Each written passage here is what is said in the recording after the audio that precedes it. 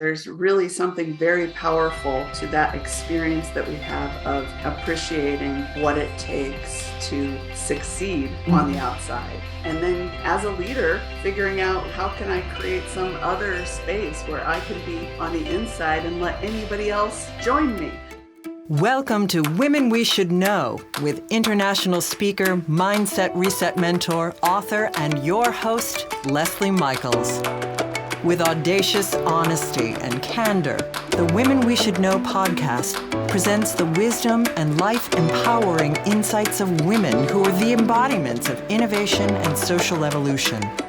Please join Leslie as she shares potent conversations that will inspire your personal and professional evolutions. Welcome back to Women We Should Know. And do we have an episode for you today? This is another crossover episode for all of you.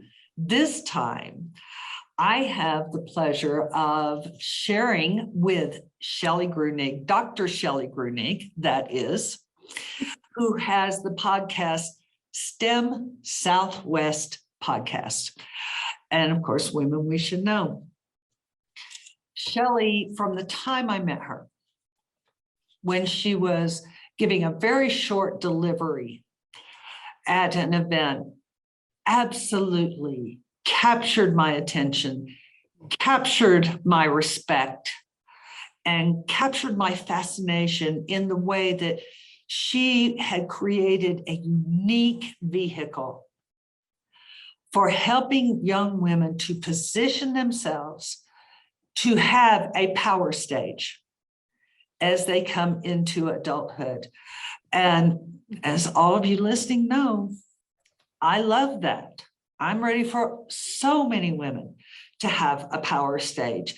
And so I am so thrilled to be able to combine the two podcasts, STEM Southwest Podcast and Women We Should Know, and see how the two intersect in terms of how to support each other and how to advocate for all women.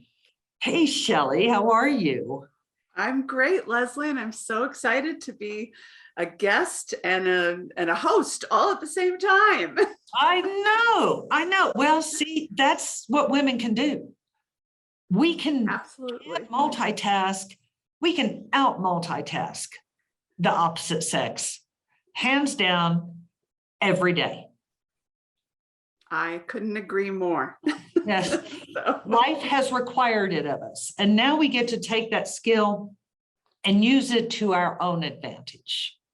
I want to start out, since I spoke about hearing you do that delivery, I'd like to start out with, how did you become engaged with building a future generation of STEM entrepreneurs and leaders? It's one thing to build entrepreneurs, but to actually build leaders, that's a whole different basket of juiciness.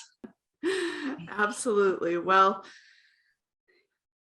I think as women, sometimes we have that pre-kid, post-kid sort of life, but I will say that prior to having children, I worked in leadership and did a lot of training for different businesses across the country. A few small ones that you might have heard of: American National Bank, or Levi Strauss and Company, Brunswick Corporation. And so as I went into motherhood, one of the things that's just part of who I am. And I was out looking for something to teach my kids a little bit more about science. I have 3 children, and I stumbled across this robotics competition, and I thought, oh, that looks really interesting, and that will be up my son's alley, only because he was the oldest, and I was kind of really trying to bridge a gap for him and give him an experience. And my background is in workforce education. And so I really wanted to launch my kids into their own life, having had enough experiences to make some good, solid career decisions for their future. Mm-hmm. You know, I often tell people I spent years counseling and coaching unhappy adults who hadn't really, they had ended up where they were at by happenstance or by accident or just because they didn't know what else to do and hadn't taken the initiative or really made a plan and created a strategy. And so this was really all in the back of my mind as I stumbled across this robotics competition. And within a few short years, my son said to me, "Mom, we love doing this so much, we should teach other kids." And I was like, great idea. Let's do that. Then my daughter came on board. She got old enough to really come on board. And we grew this into a business that serves families in science, technology, engineering, and math. And all three kids had a very active role in that. But along the way, a lot of other kids did as well. And so it's with great planning and a lot of innovation and trying to figure things out that I've learned a lot about technology over the years. Been doing this now since 2005, so it's been a while. Yes. And it has. And I think the whole idea that we can put ourselves out there, learn something new, and use it to better our lives and the lives of our families and the lives of others, whether they're young people or no matter the age, that we can mentor others and help them in that journey as well. And I'm excited, all my kids have graduated and are grown and flown on their own and successful in their own right. And I'm still here doing this because it is a passion. It helped me to combine passions that I had for that. So, yeah. What I love about it is the starting point. I know women of my generation, because I'm senior to you, as we both know. I know women of my generation who were supportive to their kids and who encouraged them in everything they did and participated in everything they did. But you're the only mom I know, I'm sure you're not the only one on the planet or in the country, but you're the only mom I know who intentionally went out and sought a way to help their kids create marketable and enjoyable, something that really connected with them, job skills. I think that's phenomenal because, like you, I have mentored women for years who are at a point of, I don't know how I got here. It just seems like I just kept going, even though I wasn't really fulfilled. I wasn't really happy, but I had to pay for the kids' next thing. I had to buy the next car. And they're in their 50s and they are realizing they never really made a choice. Some really crucial things in their life. And fortunately, many of them are willing to do so now. So I totally understand how doing that propelled you in that direction. I think that is absolutely fantastic.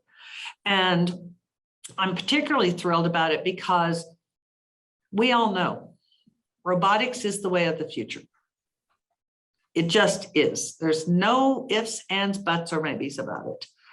And so STEM, I know, is being touted in all the top business journals as the path for career equality and career equity for not just women, but for people of other cultures. And I love that you landed on this and are coaching now, because we live in a multicultural state, right? Such an important part of it. And I agree, like technology is opening up doors of opportunity for people that haven't had that opportunity in the past, and that we can use technology.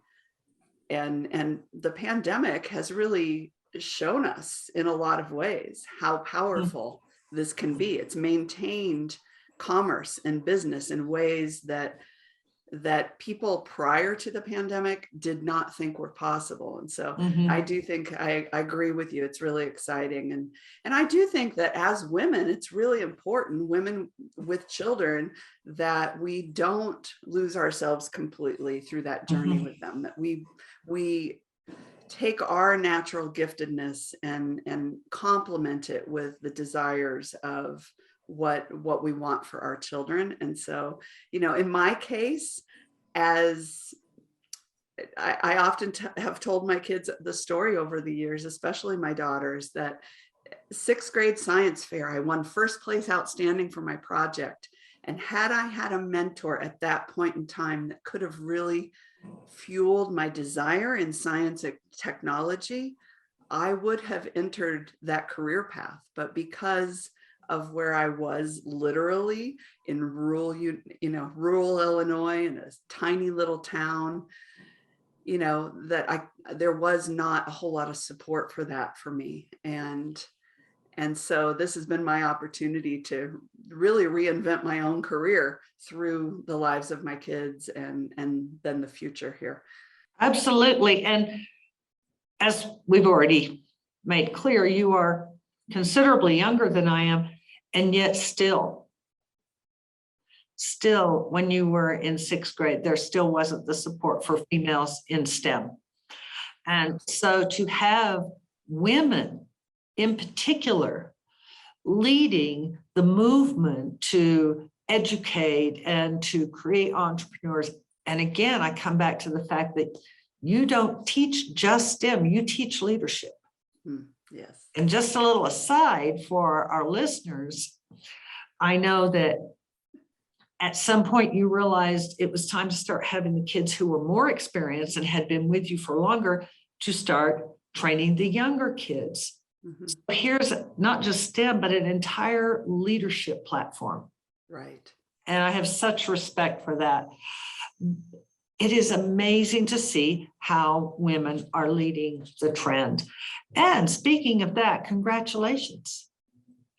You were recently inducted into the, I'm going to read this so I don't get it wrong, Global STEM Hall of Fame. And that was just in 2021. How exciting was that? That was super exciting for me. Honestly, I've participated in and supported other past applicants for that STEM Hall of Fame. And so when I found out that I had been nominated, the nominations actually come from students. And so I didn't even know that I had been nominated. And to be selected through that process, so meaningful to me. And, it wasn't just professionals and my peers nominating me for that and electing me into that, but it was students. And so that's very exciting, something that I will be thrilled about for a very long time. And I heard a rumor through a mutual colleague that you were named the 4th top STEM coach on the planet. This is not a small thing. This is not a small thing. And to have a woman hold that position, I couldn't even have imagined such a thing when I was a young girl. I could not have dreamed that a woman could rise to those heights. So congratulations, not only for your achievement for yourself, but for the model and the template that you are establishing. Let me just say that again, because I got tripped. But the model and the template that you are establishing for young girls who get to see everything that you've accomplished. I appreciate that, Leslie. I think that it's important. It's hard because we want to be humble, right? But at the same time, in our state, both of us live currently in New Mexico, and just to let people know that stuff does happen. Good things, great things, amazing things happen with women in science in the state of New Mexico, I think is very important. And And, you know, I've spent many years, like we said, coaching and being at events where I was often the only woman there. Mhm. And I've been asked questions like, how's your team capable of building a robot? Like, do you have somebody that does that for you? Right? Because Do I'm a you woman. have someone, i.e., a man? Yes. Yes. So I think that it's still a challenge that we face today. But what's really important is that as women, we're stepping into those roles and we're gaining acknowledgement and we're claiming the acknowledgement and doing so in a way that we can do that humbly, right? We But can do it humbly. And as you know, I am a big advocate, and I just said in the book that you and I both wrote in, it is time for women to be loud. It is time for women to be audacious. It is time for women to claim our space and to not see it as a lack of humility. That is one of the things that has kept women small for so long, is this, it starts with be daddy's perfect little girl. The minute we hear those words and we are too young to even speak back, the pattern has started. We must be small. We must be quiet. We must be nice. I never want to be nice. No, I'm kind, but nice. Well, that's a nice doormat you have over there. Where'd you pick that up? oh, you're giving me some great mentoring right here, Leslie. And, you know, of course, I love men. I have amazing men in my life, right? And I have some incredible male mentors for sure. But I do believe that as women, let's step forward, let's claim that, and let's be the role model for those that are coming behind us, so that we can make the world more diverse, more equitable, and to be more inclusive in what we're doing. I'm so glad you say that about men. I have men friends. I've had great men mentors, and it brings us to, I know you're not one of these people, but it brings us to the fact that so many women misunderstand what feminist and feminism is.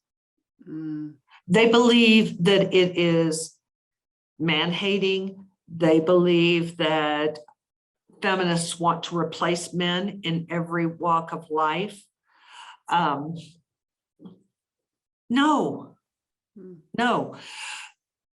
A feminist, by definition, is someone who believes in equal treatment, equal pay, equal opportunity for every human, regardless of sex, culture, race, or sexual orientation. And feminism is the action of pushing for that. Yes, there is a focus on women in the lead because we still do not have constitutionally granted equal rights. But feminism is not a hatred of men.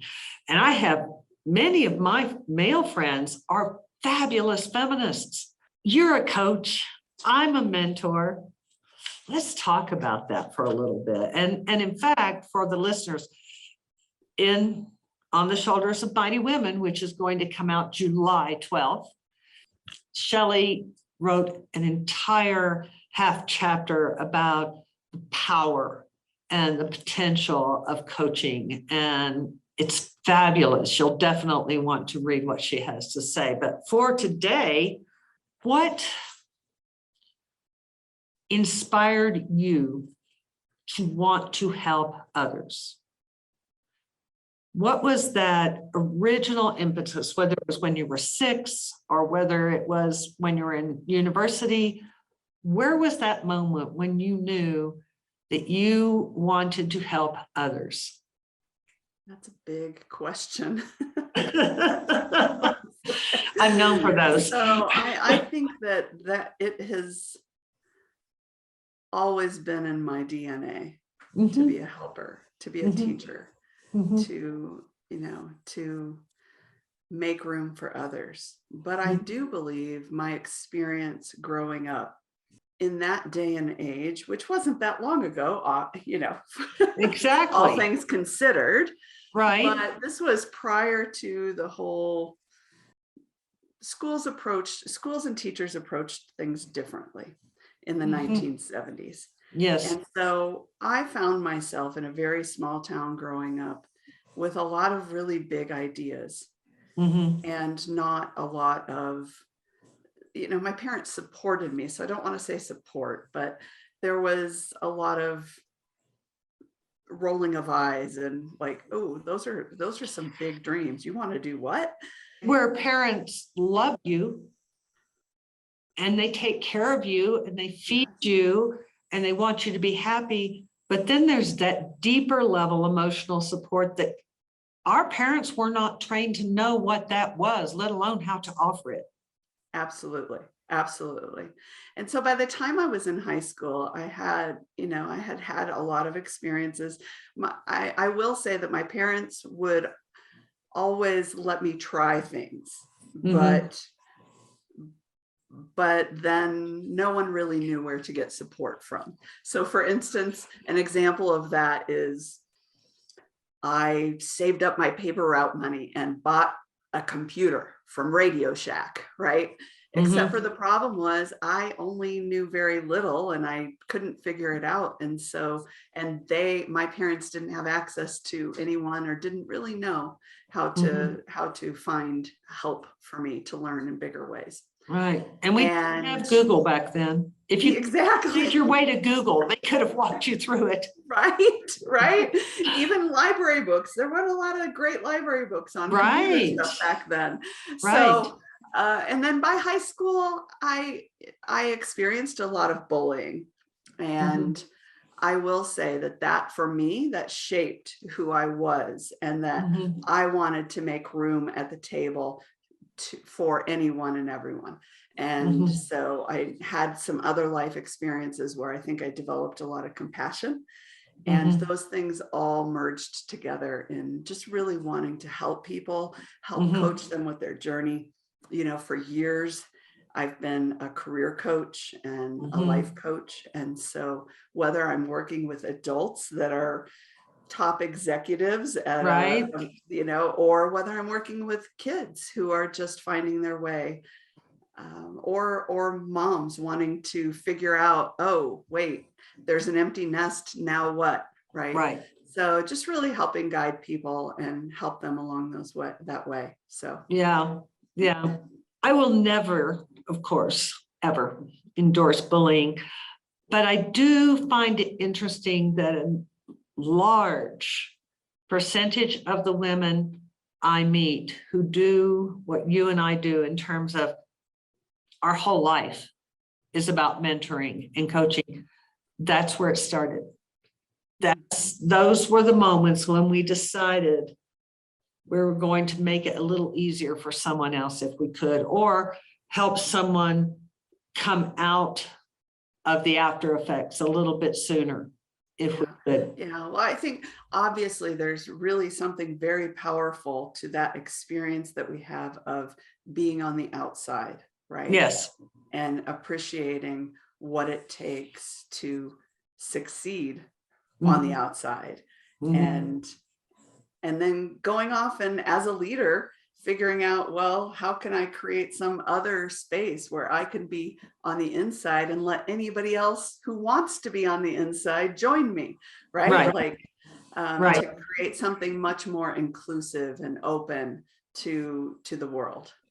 Yes. But while still not moving into the inside of the status quo, Yes. creating our own circles. And that's what I see women doing around the country and even around the world now, is we've been on the outside so long, we're not afraid of it. We've become really comfortable in our own skin.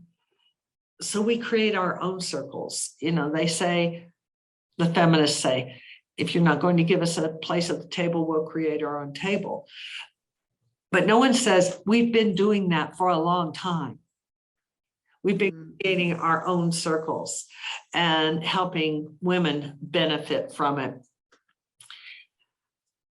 If there was one thing that you have not done yet, that is still out there, it's that shiny object that glints by and gets your attention every once in a while, and then you think, I'll get to it. Maybe I'll get to it. You know, the maybe's always quiet in the back of the mind. What would that be? Absolutely. It would be more writing. And so I'm just really, it was such a blessing to be part of your project on the shoulders of mighty women. I'm just so excited to be part of that book. Of course, I've published a dissertation, but you know, as they say in that world, the only person who actually read that is probably your mom. And Right. I have a lot of stories that I want to tell, a lot of stories from over the years that I think could really help people. And so that's where I want to go next, is to really find that time, carve out that time, and to make a difference in the lives of others by sharing those stories and some thoughts and ideas, and hopefully inspiring a few people along the way. Absolutely. Well, it is a carving out, I will tell you. There's a lot of carving that goes on.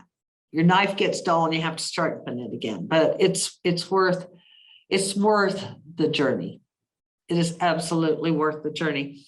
Well, now with all of your kids grown and ready to write, is there any great position or role or stature that you would like to accomplish within the STEM world because of the expanded level of influence it will give you in other people's lives? Well, absolutely. So one of the things that's actually going to come to fruition this summer, we are launching one of those passion projects, one of those really important things in STEM that I didn't even completely realize had been developing in me over the years. And I've since those are the juicy ones, the ones I know, you don't right? even notice that they're developing, and then all of a sudden they hatch out. Where did you come from? Yeah, in fact, I was meeting with a longtime friend and mentor, and he said to me, why have you not packaged this up and pursued this? You've done this for years. You just haven't made it an official thing. And it was like a little light bulb went on, and I was like, oh, yeah. So the one thing that I really want to, and we're going to be launching into the world and just growing this, is a program that we call Girls into Tech. And it really is. I like it already. Thanks. So it's a program designed for girls, by girls, to present opportunities for young women to learn more, to build their confidence in technology, in the STEM world, so that they can go forth and lead. And I think a lot of young women exclude themselves from STEM, even in this day and age. And I know that's true because I've had personal experiences. And in fact, you know, my youngest daughter shared with me when we were looking at colleges and thinking about her career journey, she shared with me, I'm not smart enough to go to that particular tech school. And I realized when she shared that with me, like after all these years of being a role model and giving her opportunities that I know other young women her age have not had, that if my daughter thinks that, there are many daughters out there thinking that. And so Girls into Tech is really launching to be a program that helps girls to approach tech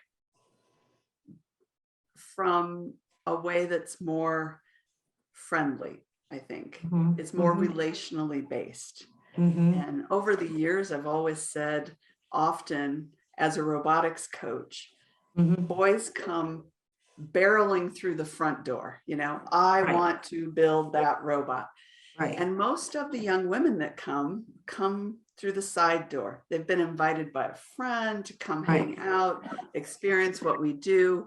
And then they're there. I put tools in their hands and in their minds. And next thing you know, they're in love with tech, right? Or so that is how I've planned, and my team of women, been always really fortunate to be surrounded by other women who love science, technology, engineering, and math. And so together we've created this program.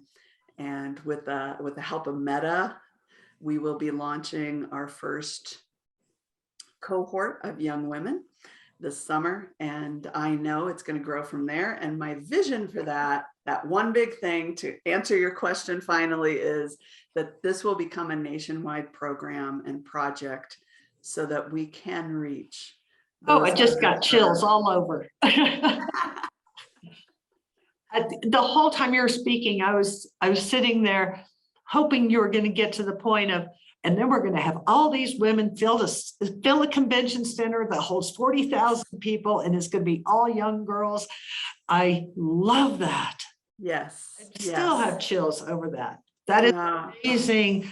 And please, please, please let me know personally. Let me know, as women, we should know what we can do to support that, because that's really where it is at, isn't it?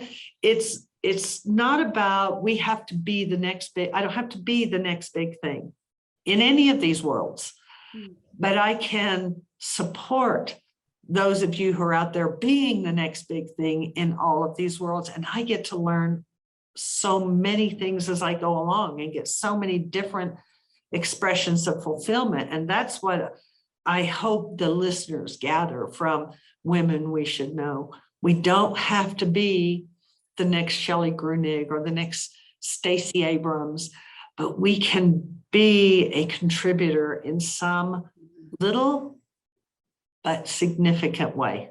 Thank you, Leslie, for sharing that, because we all take on these different roles, and Yes. each piece of that puzzle is important. If you get to the end and you're building a puzzle and you're missing one piece, the impact, it's heartbreaking. The horror. Right? Horror. Right. And so, yes, we need all these puzzle pieces. We need big companies like Meta that are going to sponsor something like this. Yes. We need sponsor mentors to provide mentoring moments for girls into tech. We need, someone to reach out and say, hey, I can help in this way, like ways that I don't even know that we need help with yet. Right. And so that we can grow together. And I just appreciate your longtime support of this program and wanting and allowing girls. And, the truth is, we have been talking about getting more girls into STEM, into the sciences and technology, for more than a decade. And very sadly, our numbers have not changed at all. There's still something like only 3% of the career professionals in aerospace are women. It was the same way 10 years ago. Robotics. Now, we do better with numbers in biology and some of those helping sciences. People see biology as kind of a helping scientist, but we need to shift that. We need to change that. And so it's taken me a long time to get here, but that is the thing that I really want to change. And I have a plan to do that in the next 5 years, but it's going to take a lot of support. And I invite you and all of your audience to help support this, because the girls need it. Our daughters deserve it. Whether it's my daughter, your daughter, all of our daughters deserve to be able to make a difference in this way. And our economy, our economy needs it.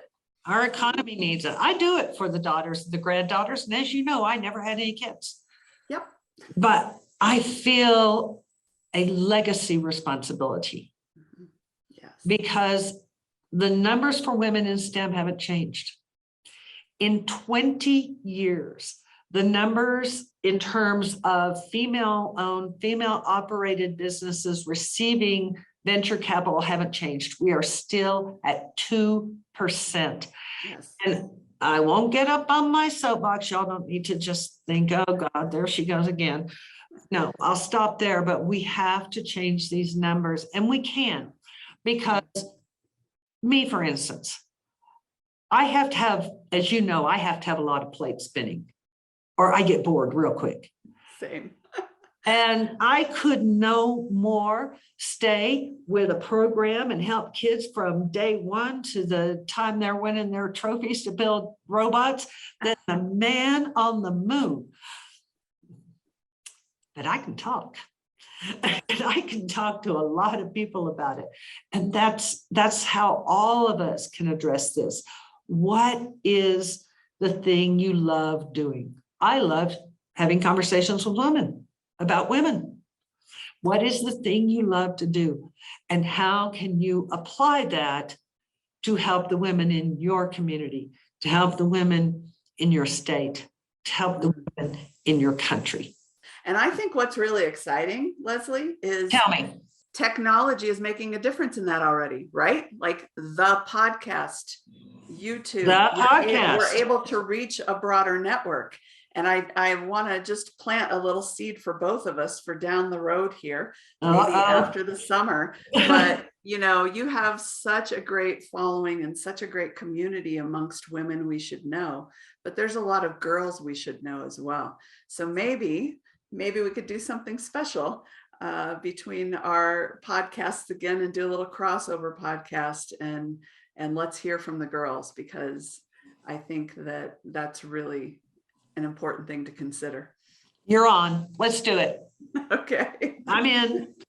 Fantastic. I'm a soft touch when it comes to you and your project, Shelly. I'm enamored from the moment you opened your mouth at that event.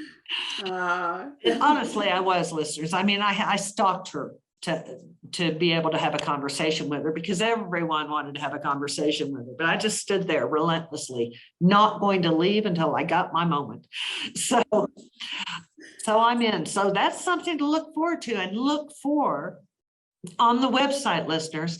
There will be a crossover event. I don't know. I doubt we'll do it in the studio. I'd like to do it live. I'd like to do it in the workshop where they are creating robots and do a live recording. It won't be live, but we'll record it live. Right. Because we have an access to a great videographer and editor. And, and yes, so watch out for that. I don't know that we reveal that on here, but yeah, one of my wonderful girls into tech that's now a woman in tech is my own daughter, who is a podcast editor, videographer, and amazing in photography and all those visual things, right? And Leslie, you might happen to know her. She just regularly saves my cookies. I tell you what, she just regularly does. And I adore her as a human. So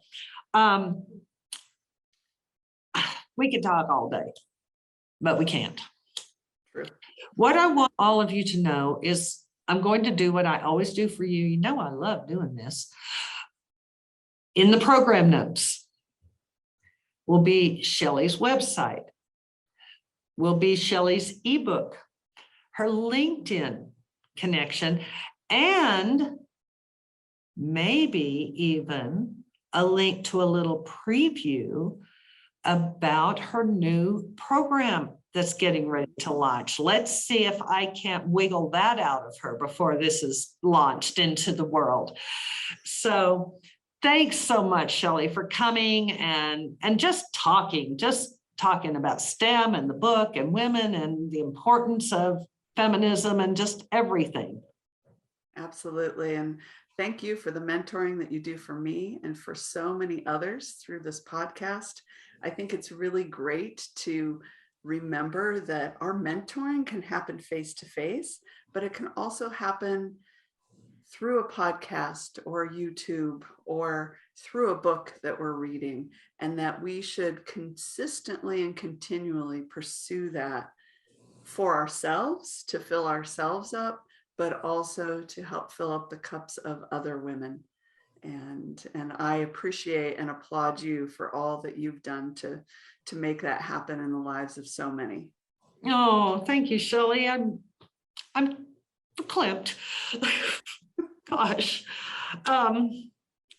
you made me lose my words. Okay, I had to just take a moment there and regain my composure. That was so kind, Shelly. Thank you. And I want to thank every one of you for listening. Whether you're driving, whether you're jogging, maybe you're sitting down watching it on your laptop. I want to thank every one of you for joining us, because you are why we do this. Oh, yes, I love having conversations with women, but I can do that without having to put on a jacket and sit in front of a ring light. But we do this for you because you matter. Every single one of you matter incredibly. Yeah. So I'm going to close a little differently today than I usually do. I'm going to challenge you as you go through this day to notice, to take a moment and intentionally notice one way, outside of the fact that you're going to feed your kids and outside of the fact that you're going to wash clothes, one way in your life that you really matter. And celebrate that. Celebrate that. You are a gift. Go to the links, like, share, comment, and remember that you matter. Thanks for tuning in, everyone. We hope you received inspiration for expanding your own social innovation and influence. Help us inspire others by sharing this episode and leaving your comments over at lesliemichaels.com/podcast. For more tips, insights, and support in creating a fully audacious, professional, and personal lifestyle you love, visit our Women We Should Know community on Facebook.